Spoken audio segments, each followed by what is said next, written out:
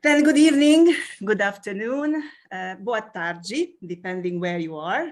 Thank you for coming, dear friends, dear colleagues from all over the world, from São Paulo to Budapest, from Vilnius, from Krakow to Glasgow.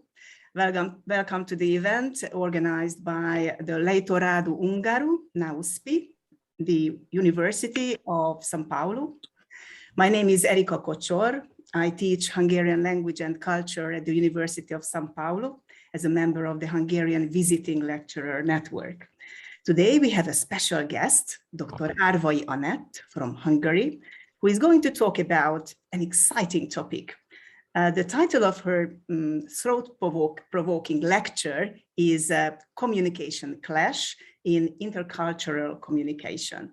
The presentation itself will be about 50 minutes, and then you can ask questions from her.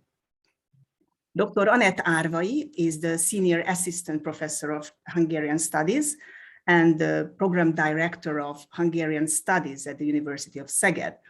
Her research endeavors are linked to linguistics and the interdisciplinary field of Hungarian studies, with a special focus on Hungarian public place, political and historical memorials, and commemorative traditions. She also researches methods for introducing Hungarian cultural heritage to foreigners, and has designed several study abroad programs, workshops, and cultural awareness trainings for international students from all over the world. Her major research areas in linguistics are intercultural pragmatics, intercultural politeness, and the pragmatics of manipulation. Welcome on board, dear Anett. Thank you so much for accepting our invitation. The floor is yours. Thank you, Erika, for your kind words and the invitation. It's been a pleasure to give a lecture for the students and anyone who's in front of the screens. This topic that I propose for today's lecture is among my favorite research topics, since I've been working in intercultural environment for more than 20 years. And as a student, I participated in many multicultural classes here at the University of Szeged. And later as a teacher, I experienced the complexity of intercultural communication and teaching in multicultural classrooms. By now, I can mostly handle many of these difficulties, but I do remember the challenges and sometimes the puzzling experience that I did not understand what my communicative partners were saying. As a linguist, I specialize in the study of language use, pragmatics, and I have read a lot of interesting articles and books that I could test right away in the classroom. So by now, I feel that intercultural understanding is more relevant than ever. And it's a high time to think about how we could form our conversation more fruitful and enjoyable, both in academic or work environment, or during travels, or everywhere we meet someone from another culture. So my talk attempts to combine my personal experiences, and not only my personal experiences, but also what happened to my students, my colleagues, and also I'd like to combine it with current research results and the theory from the field of intercultural pragmatics. The first point I'd like to raise is that intercultural communication is not necessarily more complicated than intracultural communication in certain situations. I think we all experience very interesting cases when we talk to someone from another culture and the communication then just very naturally. And very often, if we start to think about why did it happen? Why is it so that we could speak so easily with the person, then we might figure it out that we might have a common interest, we might have a common speaking style, and so on and so on. So all these factors will contribute to today's discussion. As to the research aspect, I remember when I read Deborah Tannen's inspiring book entitled "That's Not What I Meant, How Conversational Style Makes or Breaks Your Relationships with Another." with others. And in that book, she discussed how speaking styles, expectations during the communication influence our understanding. What's more, it makes us formulate judgments about our communicative partner.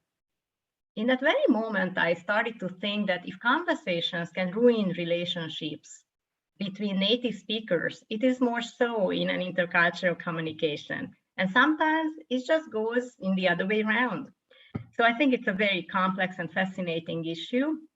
And since I've been teaching international students, I experienced several misunderstandings among students, not only in the classroom context, but also in everyday conversations when communication flows continuously in naturally occurring everyday situations. But the conclusion will come only 40 minutes later. And I also would like to ask you to take some notes or questions while I'm talking, and I would be really interested in your comments, your experiences, or anything you'd like to add after the lecture. So in my presentation, I'm trying to keep balance between theory and practice, use the discipline of intercultural pragmatics as a theoretical framework. And now I'm sharing my slides. And try to enlarge it. Can you see my slides? Okay, thank you. Yes, yes. Okay, so I'm proposing 4 questions because that's a never-ending topic. So I'd like to focus on these issues, or these, I put it into a question format. What are the causes of the clashes in intercultural communication? What kind of social cultural elements underline and govern the language use? The third is what characterizes intercultural communication? And 4, how can we prevent and treat the clashes? So first of all, a few words about the theoretical background. So I mentioned in the foreword that I'm working within the framework of intercultural pragmatics, and within that I heavily rely on Kecskés István's work, the socio-pragmatic perspective, so the socio-cognitive approach. And the terminology is important to mention here because you can read in the literature that people refer to communication like cross-cultural communication and intercultural communication. Very often these 2 terms go hand in hand, or they are used interchangeably. So the way I'm going to use in this lecture this term is that cross-cultural communication refers kind of like a separated communicative event. So when I'm talking about cross-cultural studies, I mean that native speakers are asked or their naturally occurring data has been put down. This way, linguists can outline and can summarize how native speakers behave in certain communicative situations. And when I'm talking about intercultural communication, I'm talking about the dynamism when 2 people coming from different cultures, or more people coming from even multiple cultures, they get together, and it's a very fascinating and very complicated dynamism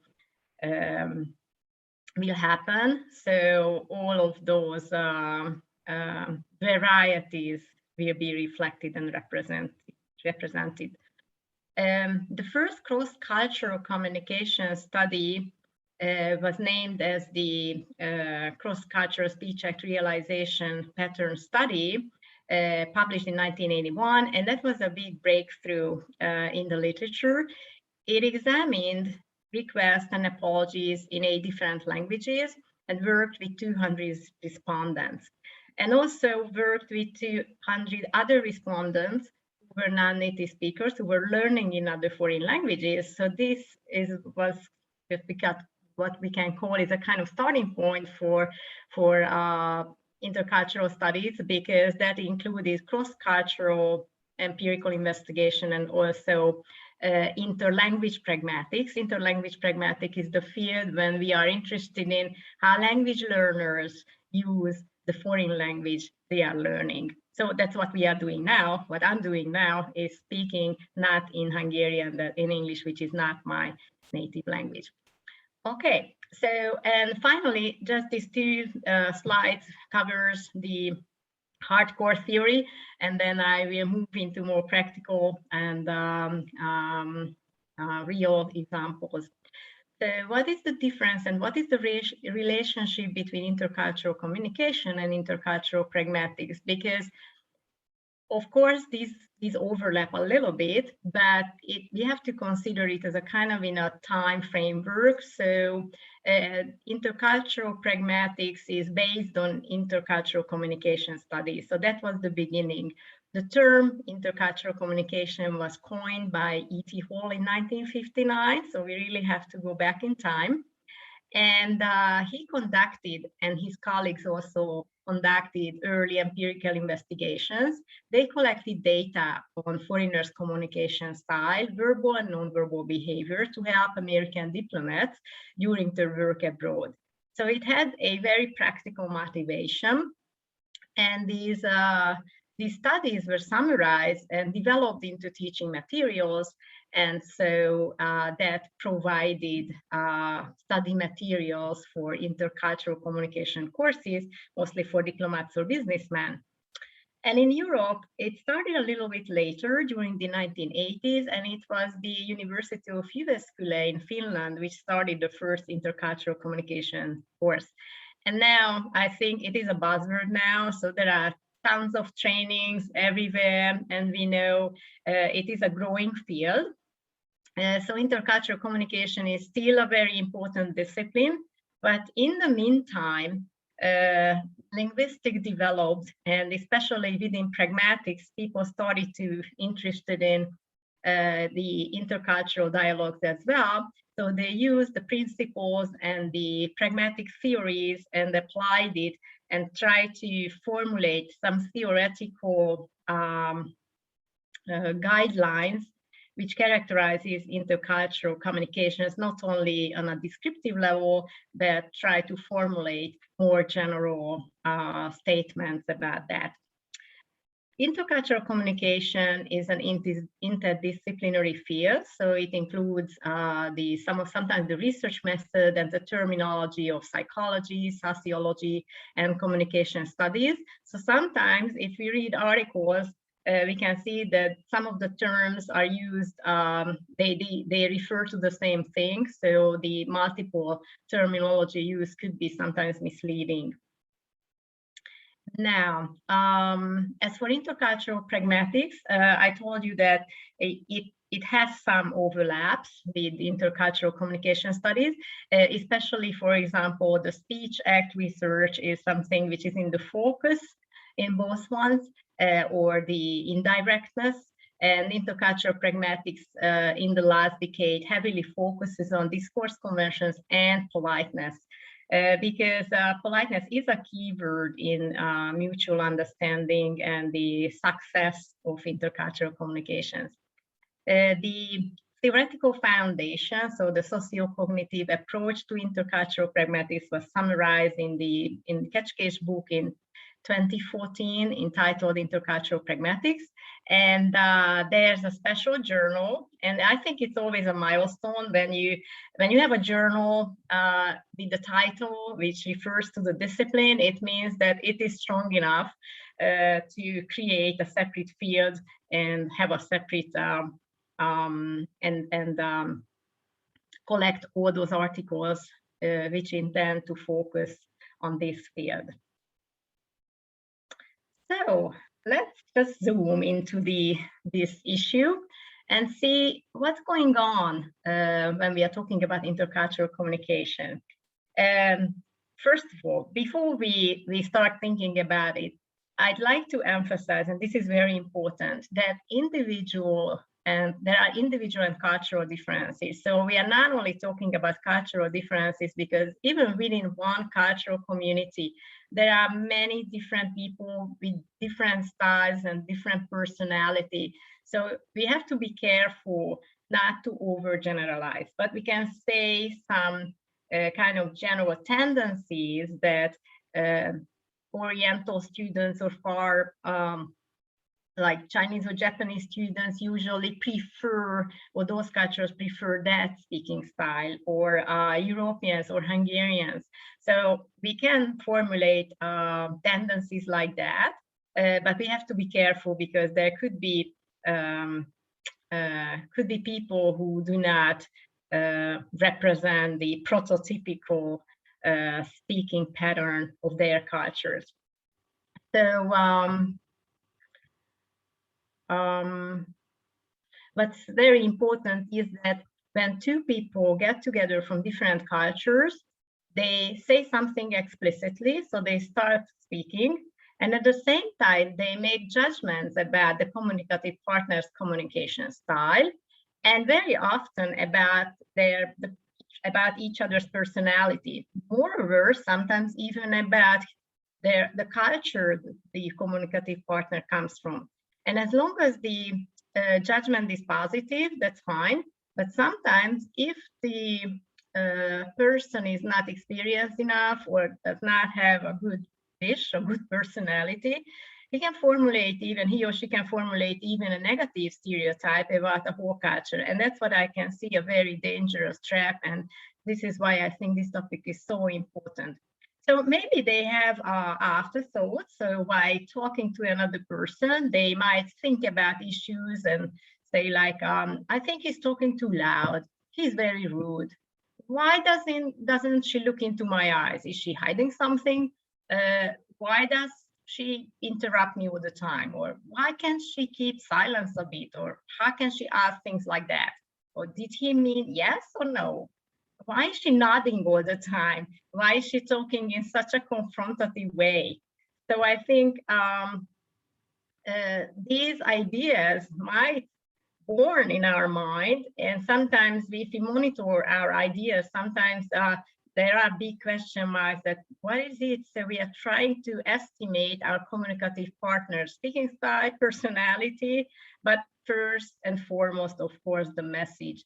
The message should go through, but sometimes the message doesn't go through, or it will lead, the communication can lead to total failure because we cannot decode the text itself or the sentence itself, and we cannot come to the same conclusion because we misinterpret the speaker intention, for example. So there are too many things we should be successful about. But let's go and look at all these and see one by one. So an easy example. Let's imagine that speaker A is a Hungarian person. Speaker B could be, I didn't write intentionally, I didn't like who could be speaker B, so we can discuss it. It might be my first question to discuss after the lecture. So maybe speaker A says, what a nice pullover you have. And then B answers, thanks, isn't it just beautiful? And then B thinks that, oh, he's so kind, just giving me this nice compliment. And when speaker A heard that speaker B said, thanks, isn't it beautiful? That right away a judgment was born in his mind, and it might be something like that. What a conceited girl she is. How can she, praise herself? So that could be a very serious and very unpleasant misunderstanding, because right away the communication breaks down just because everybody behaved the way the person would behave in his or her country. So what is the secret? What is the solution? What is the explanation for this misunderstanding? The misunderstanding always lies in the presence or in the lack of certain values in one culture or in another. So what is the underlying value behind this simple speech act? It is the value of modesty. So if you study Leach politeness theory, you know that Leach proposed the principle, the politeness principle, and says that while we are talking to another person coming from another country, we can't really figure out whether that specific value is valid in that culture. So we have some certain expectation what would be the proper answer to some of those utterances. Like in this case, this is a speech act of complimenting. And that's a kind of a game. That's like a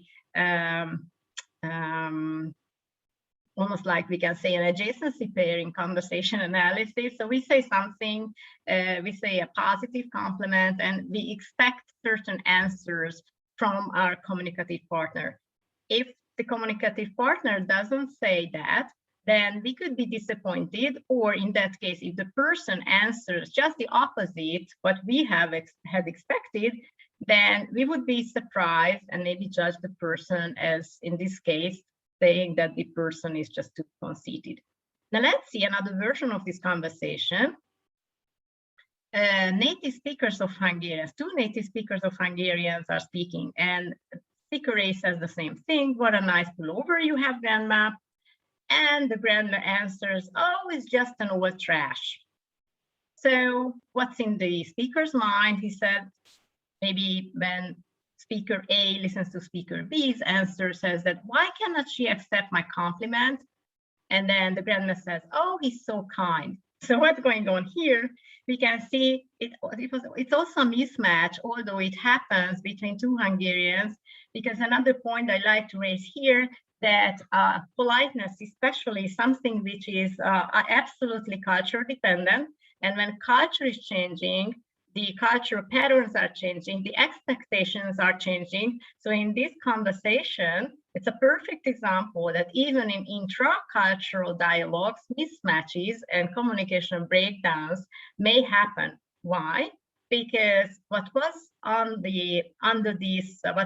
underlies this dialogue is the value of modesty. And if modesty is a value in a specific culture, then the expected answer is that we have to reject modesty. We have to reject the compliment and say, and downgrade our personality or downgrade our dress or whatever it was the topic of the compliment. When the culture does not respect the value of modesty, then the person is free to accept the compliment and even, intensify it, and it's absolutely fine. So we can see that that's a kind of a scholar notion. So if speakers come from two different cultures, and even if they come from the same culture, but they have generational shifts between them, because the modesty as a value is decreasing in Hungary. So Hungarian, like the young generation, they tend to accept compliments, but the elderly generation was raised in a way that they have to reject the compliment. Anyway, even it's in the same culture or more often from different cultures, then this clash happens.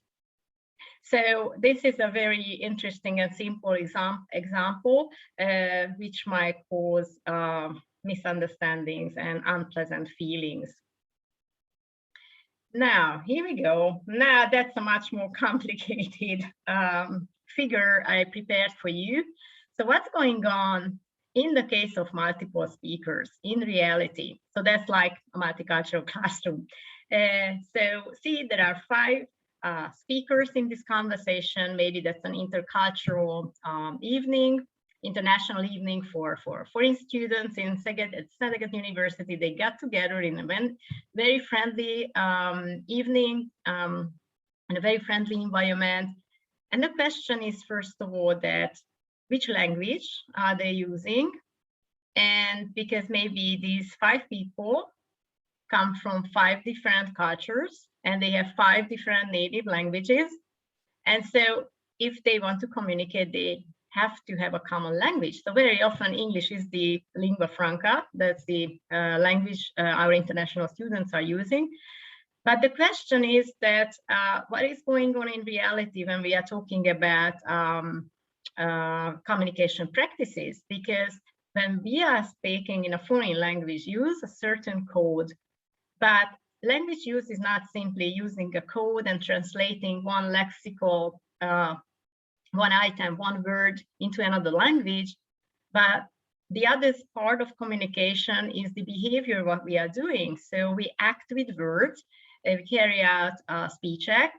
So it is expected to behave or use words in a certain ways, in certain situations. So there are situation-bound experiences, expressions and formulas that speakers are supposed to know and follow. And so far, so good. So if I'm moving to another country and then speak the foreign language, then I have to speak and use the language in an appropriate way, which is determined by the situation. If I'm not doing that, I could be ridiculous or rude. And but in this situation, what I show you in this figure, the situation is much more complicated, and this is a puzzle here. That if we come from different cultures and everybody's language and cultural behavior and expectations are different, and we are using English as a lingua franca, and maybe English is none of our native language, that whose cultural norms should be followed. So how are we playing with the words? So it's an ongoing kind of a game between the speakers, which makes intercultural dialogues very special, very different, and it's very hard to describe because there are multiple cultural expectations, norms, politeness rules come into play. And I think this is very challenging sometimes. I brought you two case studies. So the first comes from a Hungarian scholar's book, and I just give you a minute to read it.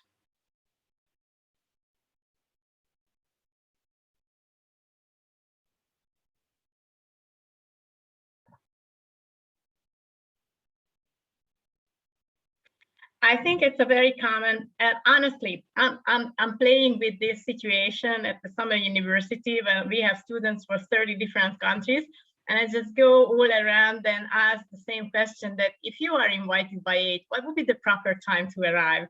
And I think the real experience speak for themselves. So it's not me who is just telling the solution, that the students themselves who come from different cultures, they say, oh, we have to be on time by 8, as I say. Oh, we never even say time because it would be absolutely rude to say, if I invite you, you can come anytime. My home is open in front of you. And then sometimes say, oh, we even go a little bit earlier because we want to help the host, you know? So it means it is the same situation. And then cultures have different expectations. Now, what's the difficulty of this situation? This is where I always show my students that language is not only a code. So if you are a very precise language learner, you learn the numbers right at the beginning of your studies, and then you know that 8 is 8, no, it's fine. And someone says you come by 8, and you translate in your mind 8. But then how should you know that 8 means 9? So this is something when the meaning is not the literal meaning. So there's a cultural component, that's a so-called implication, which is usually not written in language books and course books. So unless you have a very good teacher, a native speaker, or someone who is kind of trained in these intercultural issues, the teacher might warn you that in that case, don't take it as a proper word. Just the meaning of the word is different. So it's not the vocabulary you should understand verbatim. Now, there's another example.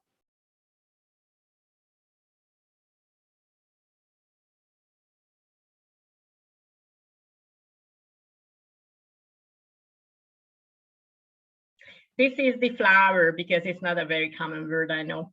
Okay, so what caused the misunderstanding here? This is an example that the culture is coded in symbols as well, not only in words and proverbs, which we might suspect, but also there are some flowers or some phenomena or objects which have some special cultural meanings and connotations, we can say that. So actually this flower in Hungary is a funeral flower. So taking this into a future mother-in-law would be very inconvenient. So of course, poor guy didn't know that, so got into a very inconvenient situation.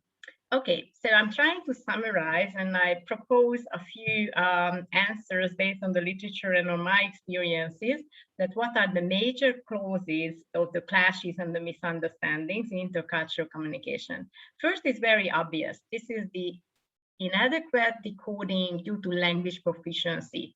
So problems with comprehension and production. So if I'm a beginner and do not know enough words, cannot understand, like, let's say, conditional, of course, that the misunderstanding is very common. So this is something which we can improve while by going on and develop our language proficiency. So far, so good. But as I told you, that no matter how well we speak a foreign language, we can still experience inconvenient situations because, and that's the second point, we might not know the culture-bound connotations. This was the chrysanthemum, the flower example. We don't know that in certain cultures, there are words that are not allowed to be said or topics to talk about, so like taboo words or taboo topics to talk about. Let's say there are special numbers which have negative connotations, or positive or historical, like in Hungary, we have these 48 or 56, which have historical connotations referring to the Hungarian freedom fights, for example. And these are just numbers, and only the last figures are used. Another reason is that we don't know the cultural norms, the socio-pragmatic practices. So basically how to use the speech acts properly in an appropriate way, what to say in that certain situation, how to behave, when to use the formal, informal, for example. The fourth is the misinterpreted intentions. So sometimes we misunderstand each other because we attribute certain attitudes and intentions to our communicative partners, which could be very bad and very inconvenient. And finally, sometimes I experience that, and I'm really sad to see that or tell you that there are some negative attitudes from certain speakers. They are not willing to cooperate. So when they could hear that someone comes from another country and speaks another language, even English, or they trying to speak the local language, the person is just rejected, and then there's no openness to resolve the conflict. That's what we call in cultural anthropology is the ethnocentric behavior, which means that the person is not open towards other cultures and other cultural norms and habits, so rejects them basically. So now I'm trying to, when I showed you the first figure when two heads were talking, and I told you some ideas what could be in people's mind. Now I try to combine it and label it according to the points and the explanations I showed you in the previous slide. So maybe the persons would think that, what did she say? I couldn't get it. Her pronunciation is weird. Now that's the perceived problem from the listener side, and the type of the misunderstanding. The misunderstanding is due to the inadequate decoding. The second could be, I think he's talking too loud, he's rude. So here we can say a problem. So the person thinks or feels that the communicative partner is too loud. So far, so good. That's a neutral sentence. That's absolutely normal perception. So here we experience, or the person experienced, a cultural difference. But then he went on and he formulated a judgment, a negative judgment, that he is rude. Now, this is very difficult or very sad thing, because this rudeness is not true, because maybe the person comes from a culture when the general, the loudness is okay. So I mean, what we perceive as loudness, it might be not perceived as a loudness in another culture. So what is this type of misunderstanding? From the listener's point of view, the listener thinks that the communicative partner violated his or her cultural norm. The subtype is the communication style. The next one. Why doesn't she look into my eyes? Is she hiding something? So here we go again. What is this? the listener feels that the communicative partner violated her cultural norm and the politeness norm according to which the person is expected to keep strong eye contact.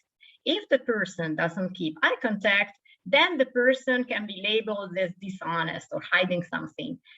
And we know that there are certain countries, for example, Middle East countries, when it is absolutely forbidden to look into like unknown females and males into each other's eyes, and this is the polite way. So that's a typical clash, because here we find something which is just the opposite. The next one, why does he interrupt me all the time? Now this is about the communication style. So the person fears that the partner violated the politeness rules, more specifically the turn-taking strategies. So the way we communicate, the way in conversations we take over the word, that's very strongly controlled and should be kept by participants in a conversation.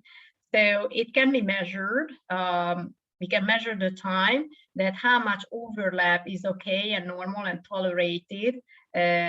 Is that okay to speak at the same time? How can we take over the word? Or shall we have to wait until the previous speaker finishes his or her utterance, and then we can take over the word? So this kind of turn-taking strategy is very culture dependent. And then again, if two people start talking who come from cultures which have very different expectations in that, they might label each other as aggressive or too, let's say, shy. And the last one, how can she ask things like that? This is about when someone doesn't know that this is a taboo topic which you are not supposed to ask questions about. Go on. Next one, why can't she keep silence a bit? Now that happens in certain countries when people are expected to keep talking, entertain the communicative partner. We know it from E.T. Hall's model that these are the so-called law context cultures, when there's even a term for that in conversation analysis called the small talk. So small talk is expected. It's very interesting to see that I told you that cultures are changing, and there was no small talk in Hungary. So there was no chat. So when we asked each other, how are you doing? How do you feel? We thought that's a real question. So we started to talk about how we really feel. And that was really surprising for those students or those colleagues who came from cultures where small chat is required, and they do not want to get involved into serious conversations. They're just chat. We didn't even have a word for small talk. And now it's changing in Hungary, so it's coming in, but still there are differences. And there are other cultures which do not require small talk because they regard it as absolutely unnecessary. Did he meant yes or no? So this is the next one. This also can be perceived as violation against the communication style, because in certain cultures, saying no is not really part of the communication style. But those people who come from those cultures, they absolutely feel what's the no and what's the no. But other people who do not know this communication pattern or practice, they can never understand that that's a no. So they keep asking questions and try to figure out, is it a yes or no? And so I had a colleague who worked in Japan, and he had serious problems with that because he never understood, because they were speaking in English, they never understood that was a no, because a Hungarian speaking in English and the Japanese was speaking in English, but they behaved in the wrong way. And you know, that's what I say, that even if you use a language like a code, but your behavior, your verbal behavior very often remains from your first cultural norms. The third one, why is she nodding all the time?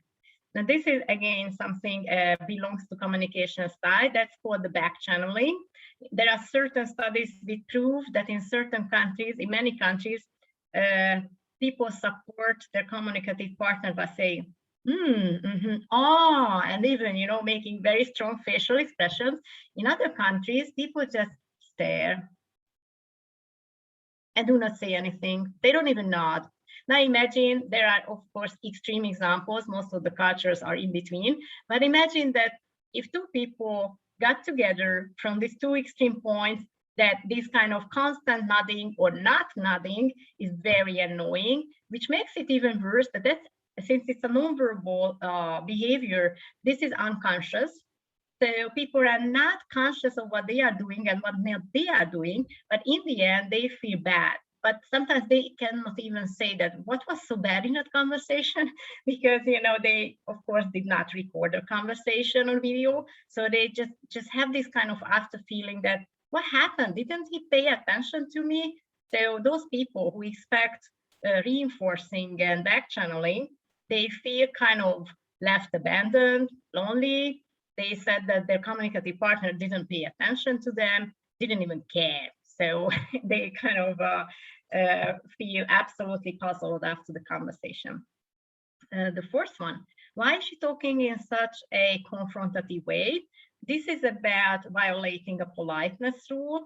So this is all about that in certain countries, direct confrontation, saying my opinion in a direct way, straightforwardly, is appreciated.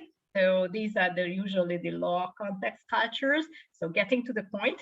And there are other cultures where declaring my opinion in a straightforward way is absolutely violent, and appreciated is aggressive. And the last example we already discussed in the case study, that come by 8. So this is not knowing another culture's connotation when 8 means 9 or 10 or whatever number in the culture requires. So the frequent problem in some, we can say that we speak in another language, but we act according to our native culture's rules. And why does it happen? Because the language is embedded in culture. And if we look at the some of the, but I only bought you one definition of culture, like I bought before Geert's famous example, well-known example, that culture represents a historically transmitted pattern of meaning. Those patterns of meanings are expressed both explicitly through symbols and implicitly in our taken for granted beliefs. So this is exactly why I showed you what's the explicit communication and what's the implicit one, which is the beliefs, what's in people's head. And so why are we behaving like that? Because we pick up all these symbols and beliefs during childhood automatically, so that's language acquisition. And then we reinforce them during education and in the family. Because of course the baby cannot behave in a polite way. So we know that babies do, or little children do interrupt their family members, even though in that specific culture, interruption is absolutely prohibited towards elderly people, for example. That's not nice. And then through education and when the kid turns, let's say, 13 or 14, the kids usually are becoming proper speakers of their languages, and they are usually know how to behave in a polite way. So the language used is always determined by the culture. It reflects the culture's values. It's learned and transmitted. It keeps group together, and it's relative. And I think I always emphasize this word to my students, because when we experience these cultural clashes, the first automatic reaction is that that's bad, we do it better. How can she, or how can he, or how can he do it like that? So, you know, these expectations are very strong. And especially when it comes to nonverbal communication, I think it's, as I mentioned, with back channeling, it's even stronger. And the language use consists of expected and required patterns. And very often, if someone violates these expected patterns, they are stigmatized, and not the language use is stigmatized, but the person is judged. So the values are listed in cultural models. So if you are interested in, or if you are interested in the real causes of these different linguistic and verbal and nonverbal behavior, we have to turn into cultural anthropology, which is not the topic of today's discussion, but I love this topic because that explains individual and cultural differences. So just to mention three, so like the Dutch social psychologist Hofstede, when he compared cultures, then he outlined that individual and collectivism is a very important difference between or among cultures, and it is reflected in language use. Just think of the writing, for example, in Hungarian, when we are writing, it is the polite U, which is written in a capital N letter, and in English it is the I, which is written in capital letter. And the other is the power distance. So if the culture maintains very big, for the culture hierarchy is very important, then of course the address terms and the formal language use and politeness is very important. So it is the key center of communication, and so of course there are more elaborated forms, language forms for that. And I also mentioned that high and low context culture, which regulates the amount of information that is provided during conversation. So it means that how much mutual knowledge should be shared, or how much can we leave it to the other party to figure out. So people's verbal behavior is always governed by certain values. And I brought you one example we have already mentioned, that this time consciousness. So there are cultures which have linear or sequential time orientation. It means that they segment time and keep strict deadlines, and they do one thing after the other. And then they are very much time conscious. It means that in their language, this value is reflected in formulas, proverbs, and sayings like, let's get down to business. So it means that don't chat, just stop it. We don't care this chat. Just now talk about the topic of the meeting, for example. There are other cultures where these kind of personal chat before meeting is very important, and it can be very long, and it also belongs to the social bonding. So those cultures which have synchronic or holistic time concept, they appreciate contemplation and silence. And in those cultures, they would never say that let's get down to business. So the conversations might go slower. And also people appreciate silence. So that's absolutely fine to keep silence for a minute or so. And people do not think that, oh, it's silence. There's something bad is going on. It's boring. Am I boring? Is he boring? Why don't we speak? So, you know, it's again something about how this certain culture treats the time. And time flies. I'm counting on time. Academic environment, of course, it's a kind of a global understanding that we keep time. So this is an example for this high or low context cultural pattern. So how much information are provided or offered for the other party. So in cultures like speaker A, who comes from a low context culture, like a native speaker of American, for example, construct his or her speech, or even it's the same in writing, in a very structured way, and says that first you have to blah, blah, blah, then you have to, and finally, and then, you know, it's a very straightforward way of argumentation. And then what's in the speaker's mind? I want to provide all the information he or she might need. Now, people, like, for example, a native speaker of Hungarian, we are more from a higher context culture. We just say, okay, I understand, but many people today that would think that, why does he explain everything in such a great detail? I'm not an idiot. So for us, this kind of helpful detailed explanation sounds like a kind of like too much. And it means that we both have negative judgments about each other because we think it's over explaining something, and he says that we are not really helpful for this information package he or she offered. And of course, when it comes to cultural practices, we have to talk about scenarios like how to give presents to a business partner, what should you say, how should you give over the present. And actually, that's another piece of cake, what should be the present, but just it's not the topic of today. So coming to the third question, in short, what characterizes intercultural communication and what are the most important factors along intercultural and intracultural communications differ and can break down? That is the context, the background knowledge, and the common ground. So if we come from different cultures, then we have a limited common ground. So it means that common ground is something, the sum of all the information that people assume they share. Now, if I'm talking to someone coming from, let's say, Nigeria, and I've never ever been there, and I don't know anything about that culture, I don't know what's in his head. If I haven't read anything about that we have a very limited common ground as a starting point for our conversation. So as Kecskés suggests, in that case, we rely on the actual situational context.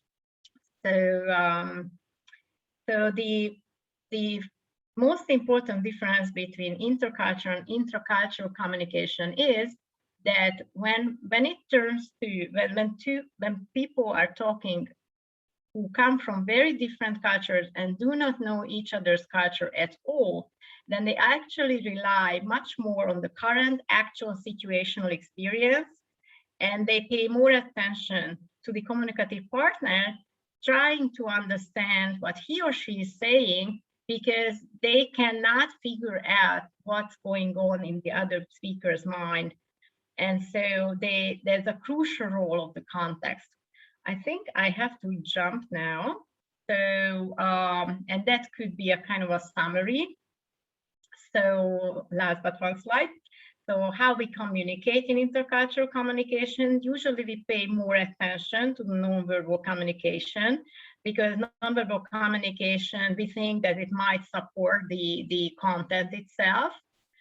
We rely on the meaning specifying function of the actual situation context. So we really concentrate on what's going on in that second. We monitor production, consciously cooperate, and we have this kind of let it go behavior. What is this let it go behavior? That sometimes we pretend as if we understood. Sorry, but that's true. We don't want to confront, or we don't want to admit that we don't understand. We just say, okay, nice. And then maybe we didn't get the half of it, but that's what we do. And those who are more self-confident, or those who speak with someone who is speaking their language. So for example, if my students are talking to me in Hungarian, I have this kind of special behavior of supporting them. And it's not only because I'm a teacher, but also it's what usually native speakers do. So we are trying to anticipate the problems. We give more information than needed. We start to speak slower, start with background information, use more gestures, and have the non-native speakers with asking more than one question. So this is a kind of like mentoring mode of talking, but that also very often happens.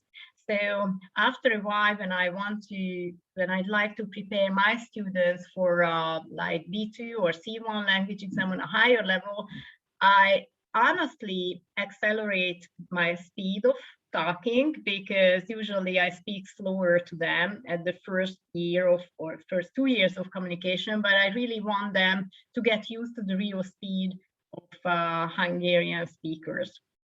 And yeah, I prepared too much for today. So what is the final goal? The final goal is that we have to raise awareness and develop our intercultural communicative competence.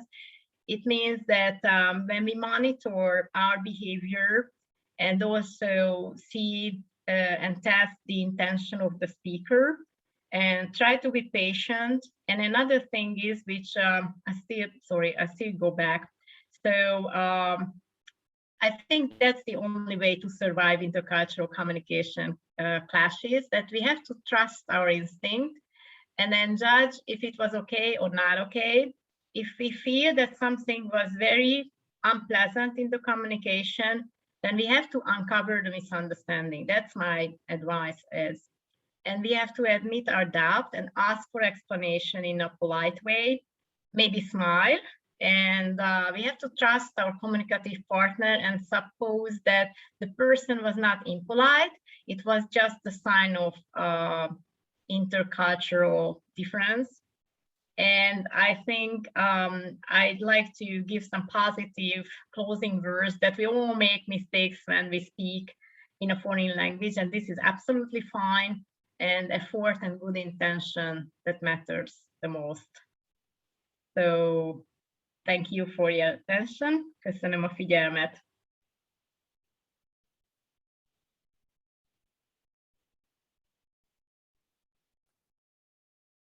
Thank you for your interesting presentation on it. I have a question. We live in a multicultural world, we like it or not. So could you give us some, I know that you're not a psychologist, but could you give us some, some suggestions, some practical advice, how to avoid communication clashes in intercultural communication? How to survive those situations?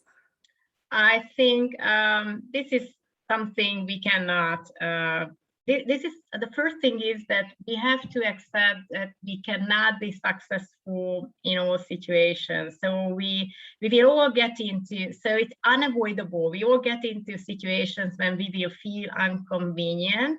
So that was my last slide about that. This is fine. We all make mistakes. So this is accepting and facing the difficulty. The other thing is that uncovering what's going on. So this is the only way to survive. So try to figure out, was it really a bad intention or it was just an accidental misunderstanding? But that's why I said that nonverbal communication, reading nonverbal signs are important because there are some universal nonverbal signs which work in the same way. And the other thing is that it is very different if communication happens spontaneously, like you bump into someone from another culture, there's no way to prepare for that. Or if I know that I'm moving to another country, so then I have time to prepare and also maybe have a friend from that culture who I can talk over the inconvenient situations. So in that way, I have a chance to develop. Thank you. And smiling is always, is a good thing to do. Exactly. Yeah.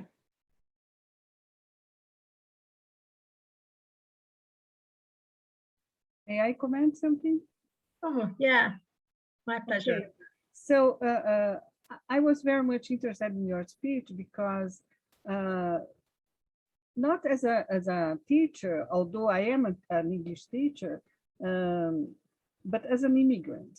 I have faced this issue, and this is something you will face, Erica, until the end. Even as an immigrant, I faced these issues, communication clashes, all my life. And I always contemplated, why am I using the same words the other person used, and the result of my communication is not as good as the other one, or it even fails. So when I started studying translation studies at USP, and I started studying linguistics, that was the moment I learned that it wasn't my fault. It was just because I was a foreigner. I am a foreigner. I grew up with a foreign culture. So, and nobody taught me Brazilian culture. I had to learn in the street. But you know, nobody will teach you the basics because this is something you acquire at home, at least with people who socialize you. So give you the social culture. And I only learned this at USP when I started studying linguistics. And I became aware of the different patterns of linguistic awareness. Also, Ronay, Paulo Ronay, Ronay Pag, as in Hungarian, he says in a very interesting text about the Hungarian language, he says, I'm not so proud of being so good in Hungarian because any pastor, how do you say pastor in English? I don't know. Any countryman can speak as well Hungarian as I do. So he said, I'm not, so I don't have to. So this is what the whole thing is all about. Even an alphabet person can speak perfectly his own language and has not only speak the language, but has the whole culture and all the subtleties of the language and the culture. So I think it's a very deep question, this one that you raised today, and it's relevant to all immigrants, I guess. Mm-hmm. Mm-hmm. Not only to you know, the language situation that you are facing, of course, it's important, but it's a deep subject that can be related to every immigrant. I don't know what was Charlotte's experience here in Brazil, but in this topic, yes. But it's a real issue for many, many Hungarians, at least people who I have contact with. Not all of them. I have been asking this question to a lot of people. What is your point about, did you have any communication problems, cultural clash, etc.? Some people say yes, some people say no. Or even, maybe they don't recognize it, I don't know. Anyhow, some of them say no. So this is a very, very big issue. And I'm really, I would like to have more. You said that you have written some interesting texts about, could you provide us with some material about this? Yeah, I can send you an article, and I still have more slides. Yeah, so thank you. I just one quick comment that this is what people say, that people in their individual development should move from ethnocentric to ethno-relative phase. It means that the communicative partner should be open and do not suppose any negative intention or do not judge the communicative partner just because he or she doesn't know everything, which is very much expected on that culture. Yeah, but this is the point. When I'm talking about an immigrant, I arrived to Brazil, I was 7 years old. So I am more proficient in Portuguese than Hungarian. So Portuguese is a more comfortable language for me than Hungarian. Even English is even more comfortable nowadays than Hungarian because I didn't practice Hungarian that much. Although being native gives me some advantage, but not all of them.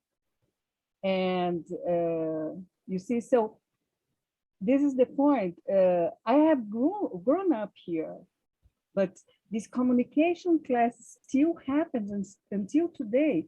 Now I don't suffer that much because I do understand that, okay, I'm not Brazilian, but it still happens. So it's a longer issue. It's not just, you know, when you are learning, it's something longer, bigger. Thank you.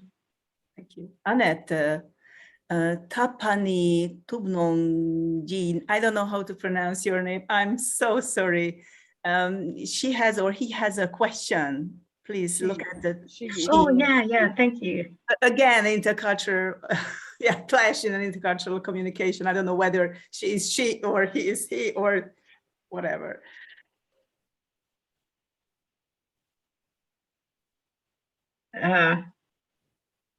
Okay.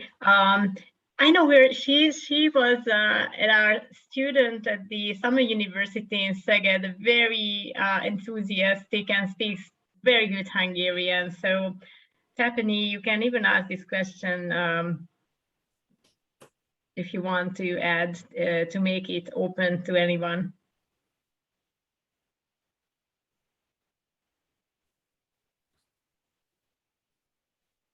There she is. Just turn on your microphone, please.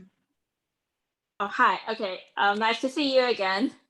And I just wanted to add, at first my internet was not that good, so I muted myself, but then I'll just ask here again that so your presentation mainly focuses on the people who come from different country, cultures, or speaks different languages, but I'm also interested in the narrower sense of culture, because I think it's not only regarding people who come from different countries, but also people who are in the same country, speaks the same language. They probably can maybe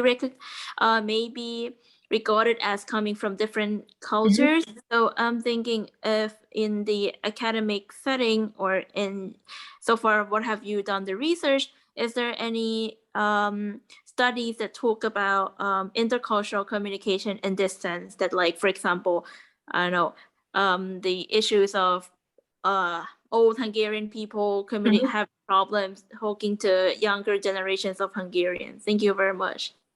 Thank you. Thank you. That's a very fascinating issue, and my answer will focus on just one aspect of it. So first of all, in this intercultural pragmatic frame, Kecskés calls the attention that intercultural and intracultural communication is kind of like should be seen on a continuum. So it's sometimes not that straightforward, and that's why I started my presentation showing that sometimes people who come from the same culture can misunderstand each other, like this grandma not accepting the compliment. And even if you talk to someone who comes from very far from the other part of the world, but you have common interests, then you would feel that the conversation flows in a very natural manner. So this is one thing. What you are talking about, I think, is the issue of having subcultures within the same culture, and that's on the field of sociolinguistics. So I think it is the question that at what extent the culture expects certain behavior and using this very strong normative norm, so the linguistic norm, and at what extent the culture is judgmental about that. And this is implemented through education. So when you raise the kids and the kid is always given a bad mark because the kid is speaking in dialects, for example, it means that that specific culture doesn't tolerate the dialects, for example. In Hungary, it's not really a big issue because we don't have that very big differences, but in other countries, it would be a crucial issue, for example. So this is what came to my mind. As to my research field, you asked about generations. I made larger investigation on the changes of the using formal and informal language use in Hungary, and I made interviews and questionnaires. And the elderly generation do not really prefer the spread of the informal. So David would prefer the formal language use in Hungarian with the formal address terms and also the formal conjugation, because they associate formality with respect. So when they feel that if you say just te or hello or sia, so these kind of informal terms, they have this kind of fear that the respect is disappearing from the society, and that's a kind of they experience as a loss. And the younger generation shows varieties in that. So there are some young people at your age who still would like to keep and stick to formality, and others who prefer informality. So this is a changing concept, and my hypothesis is that that's a global tendency, not only a Hungarian one. So this was my answer in short. Have I answered my question? Yes, thank you very much. Thank you. And I know Monica wanted to ask something like 10 minutes ago.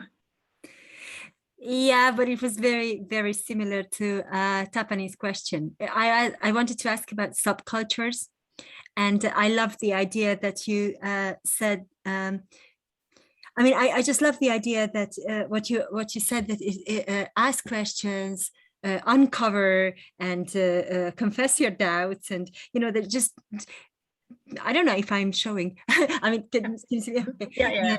Yeah. Put it out into the open. Mhm. And I think it's one of the best things that I think it should be taught in schools too. So that was just a comment.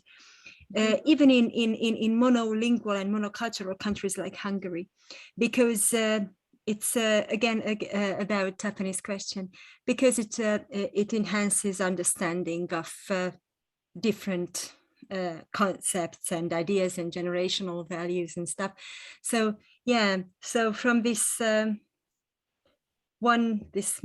you said from ethnocentrism to ethno-relativism to multiple, I don't know, perspectives. So you can start in your own culture and then you can go to other cultures maybe. So that would be really nice to talk about that, even to 7-year-olds. I don't know if we can do that, but like early on. Yes. And that was just a comment. Thank you. I love the presentation. Thank you.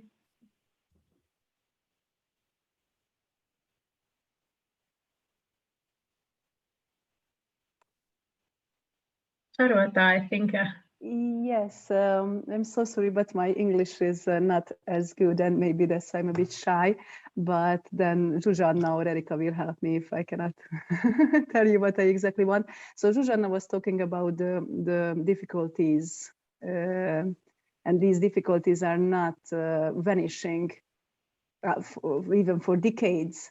So I would like to ask you to give me some help. I would be really interested to read more about how different cultures express feelings, but those feelings that are extremely deep ones.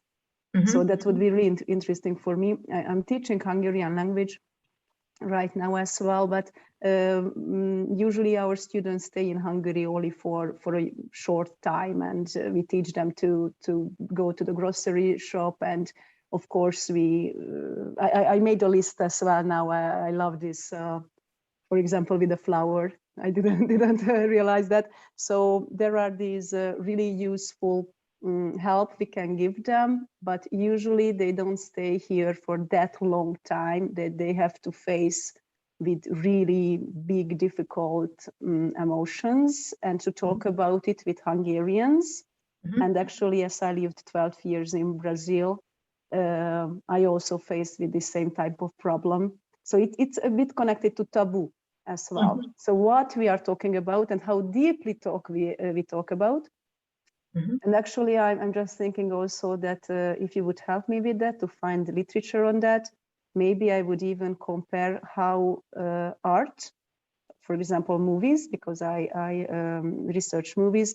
So how can we find this in art as well? Because if a nation is not that, if that nation is not expressing that much, then can we see this in the art they create or not? So I would be really thankful if we can keep in touch, and I really enjoyed your speech. Thank you. Thank you. You raised very exciting issues, and I'm just one thing. I have to think about that, but one thing which I could say as the first answer is that there's a factor or phenomena called the PDA, so public display of affection. It means that every country has a certain expectation how much emotions can be shown publicly in the street and in private.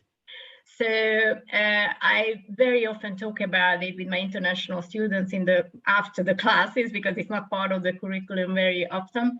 And I ask them that, because that's very fascinating to me, that are you always that silent, or can you just, are you allowed to shout at home or with neighbors? So how loud or how explicitly can you express your anger, for example? Because we know that in Oriental countries, we know that kind of smile used not only in positive cases, but also this is called the comforting smile. So it means that we misinterpret that type of smile and even interpret it as a kind of irony, when it sometimes just covers and camouflages embarrassment, like it, especially if it be Japanese speakers. So this is one thing that certain countries, it is not allowed to show strong emotions publicly, so because it's counted as not proper and shameful. They do it only among the close family members.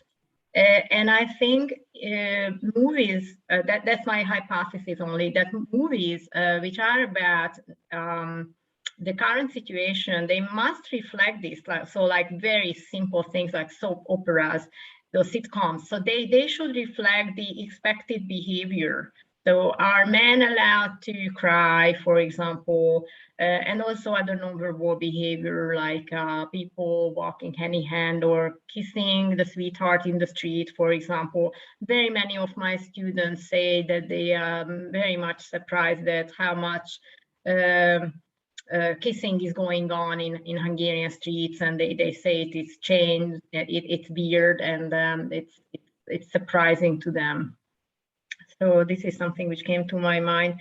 How art frames it, it's I can only say it from Visualize that the role of nudity, so it's absolutely taboo, and these come from religious dogmas.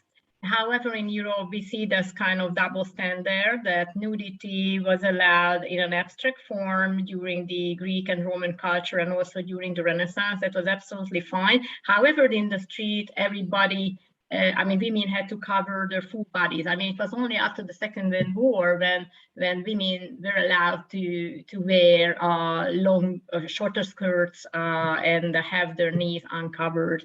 So this is about nudity, and so of course that it is reflected in paintings, in visuals. That's what I studied, for example. But for films, that would be fascinating to figure out. But I think if you analyze those, then it will reflect the norm, so the expectations. Köszönöm szépen.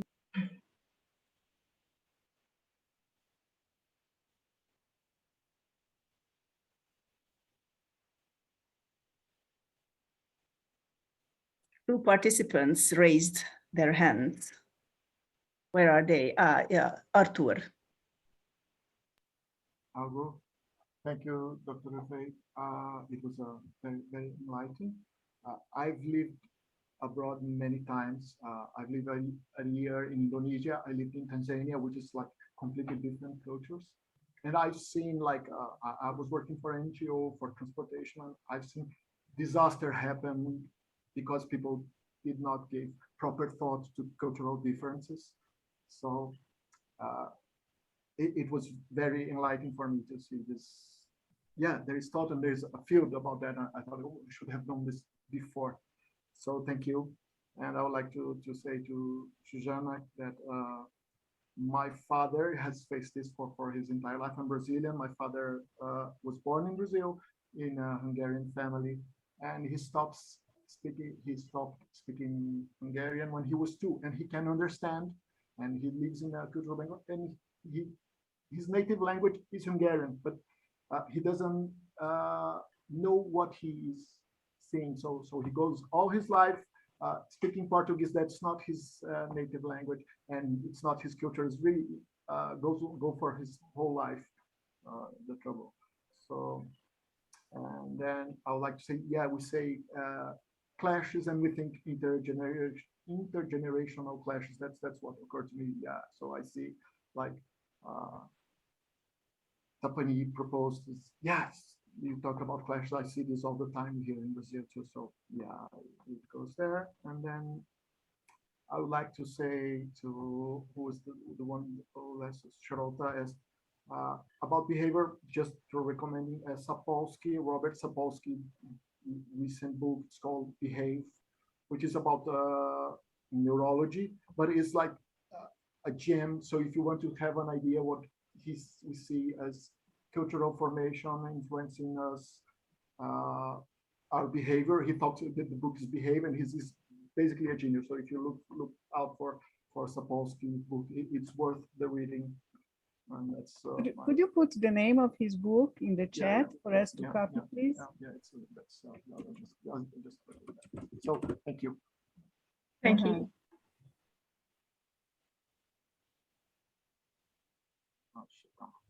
So I imagine, Arthur, your father has the same issue that I had. So he has a Hungarian cultural load. Although he was born in Brazil, he was raised by a Hungarian family, so he acquired the Hungarian culture. Yes, and this is why his cultural clashes happens all the time. Yeah, it's very common.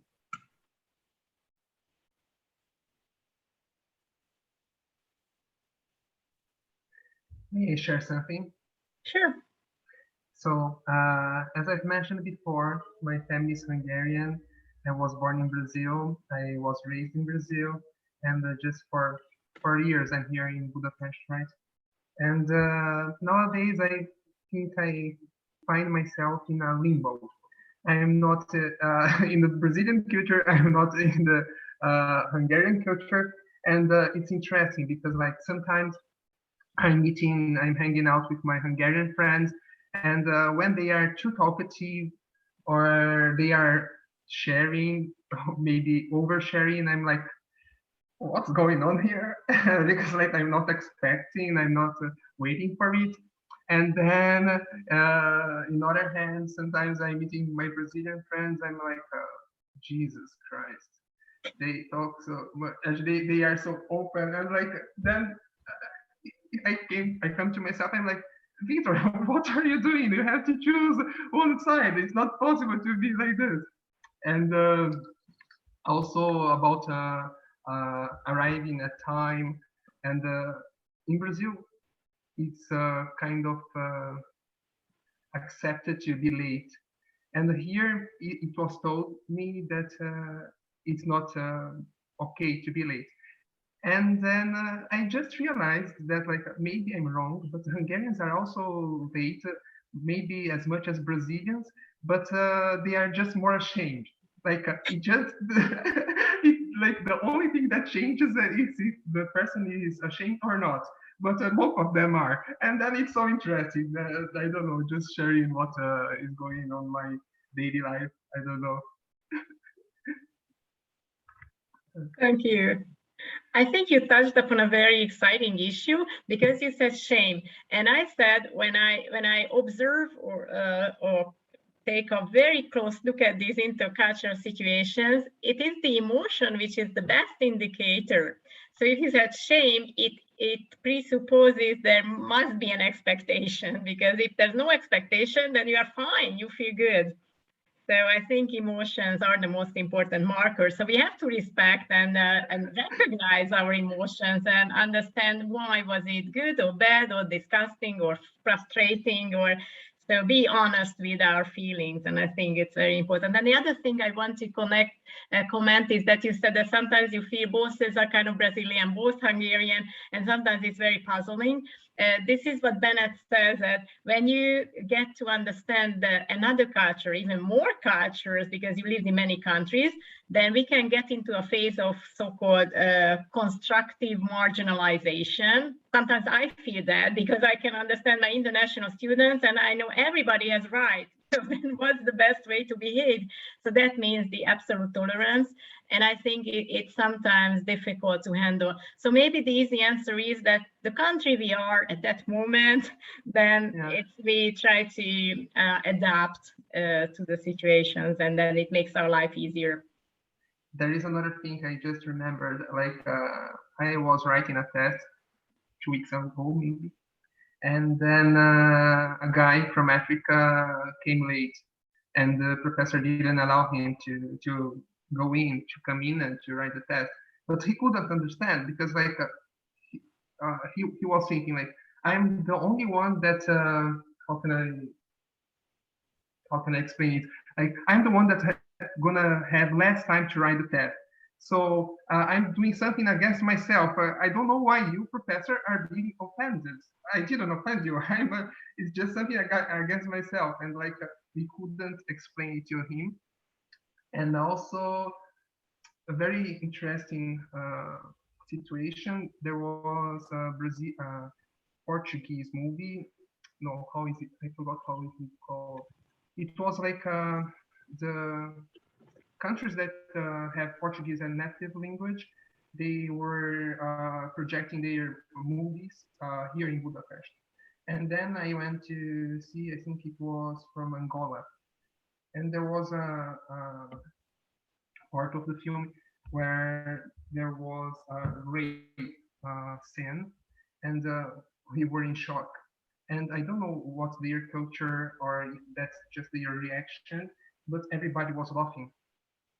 And then like I was with a friend and we were looking at each other and we didn't know what to do.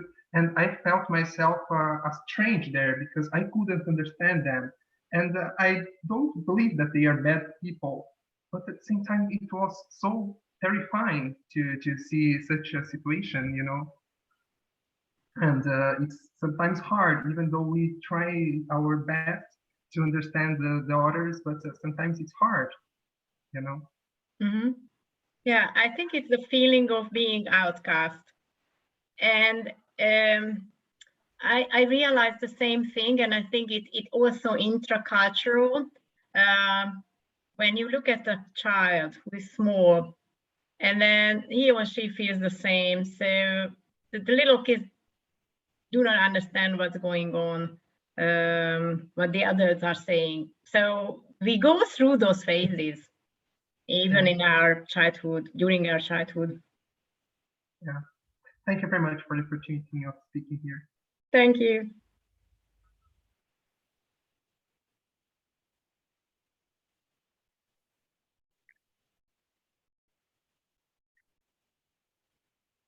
Questions, the last question.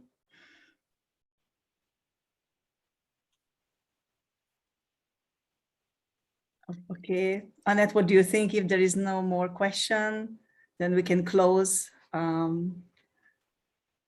Yes. the evening. Thank you for your engaging and thought-provoking presentation. I think it was really, really useful and interesting, and we have learned a lot. So thank you, and yes, and see you next time. Thank you very much for all of you who came and shared your wonderful and interesting experiences with us. So thank you, and hope to see you at another occasion.